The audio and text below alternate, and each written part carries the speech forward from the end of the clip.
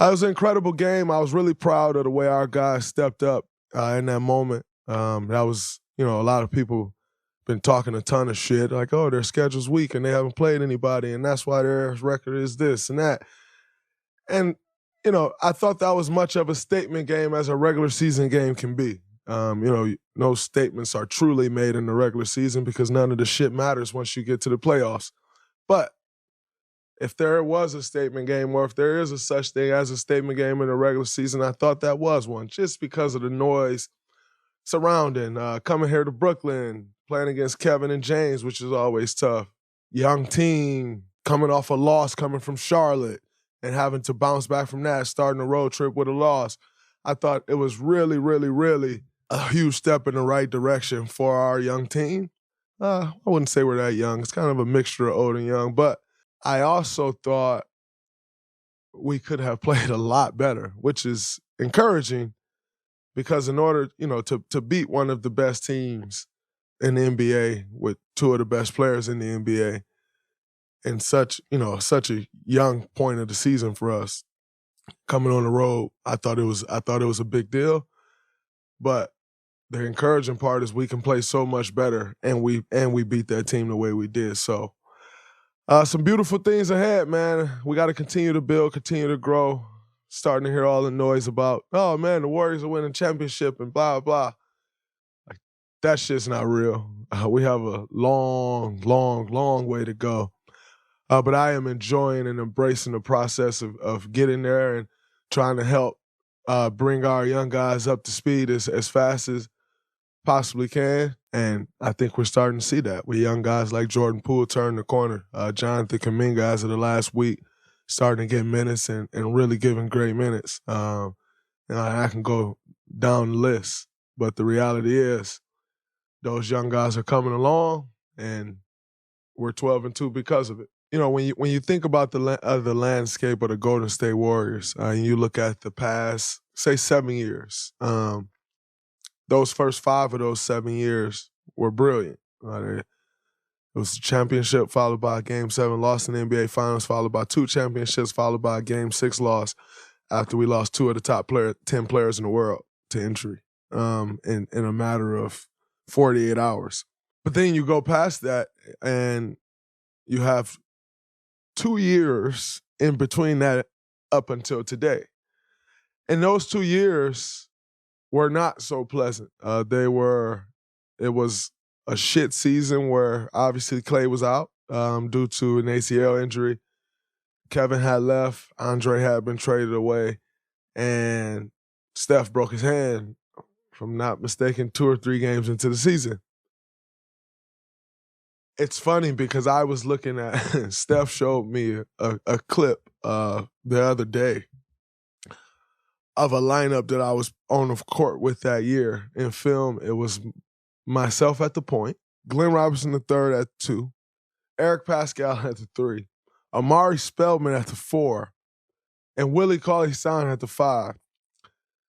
I think Glenn Robinson III is a very good player. I think Eric Pascal is a very good young player. Amari, in his time in the league, I thought he had really promising talent, and Willie Cauley-Stein is a very good young player. And then obviously I think I'm pretty decent myself. None of those pieces fit though. And yet you would see lineups like that all the time. That's just what we had to roll with. And during those times, a lot of fucking people wrote us off. The dynasty's over. Draymond's washed. He can't do this. He can't do that. Steph Curry has no help. He can't carry a team. He always need help from. He needed help from Kevin Durant. Blah blah blah. He can't carry a team. Klay's washed. He's this, that, and the other. They'll never be the same. Steve Kerr can't coach. Bob Myers is a terrible GM. You go down the list, and the disrespect. It's unbelievable. I mean, you have to know the disrespect is unbelievable by the way Klay keeps speaking out on it. Klay doesn't talk about any fucking thing. Klay doesn't even fucking talk.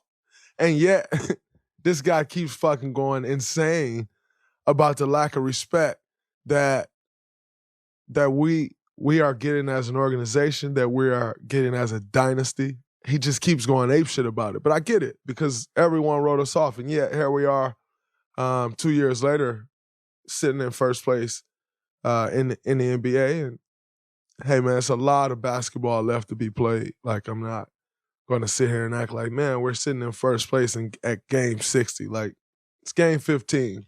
Let's not get ahead of ourselves. But as a champion, I know what it takes to be a champion. So I'm not worried about getting ahead of myself because I know how hard it is to win a championship.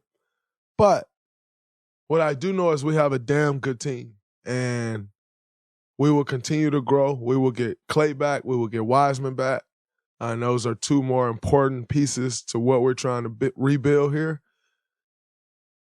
And I think it can and will be really special. But all the fucking doubt over the last couple years. It's funny, I called my fiance late last night and I was talking to her about all the doubt and just like all the shit. And she said some good things to me. It was actually beautiful to hear. But the doubt has been insane over the last 2 years. And to come back and be right back there at the top of the league with the good teams in the league today, with hopes of competing for a championship, it's a beautiful feeling. And I still think, we get ourselves there. We know what it takes to win. We know how to get it done. But we're a long ways away, and we got a lot of improvements to make as the course of the season goes on. But if we stay dedicated to the process of reaching, of getting the championship, dedicated to what it takes daily to win a championship, we can put ourselves in contention. And that's all you can ask for, is to give yourself a chance to be in contention. And I think if we continue to work, continue to stay committed, obviously stay healthy and get healthier, we can give ourselves a real chance. And I like that. And boy, don't let us win a fucking championship, because you got to fucking hear it from me.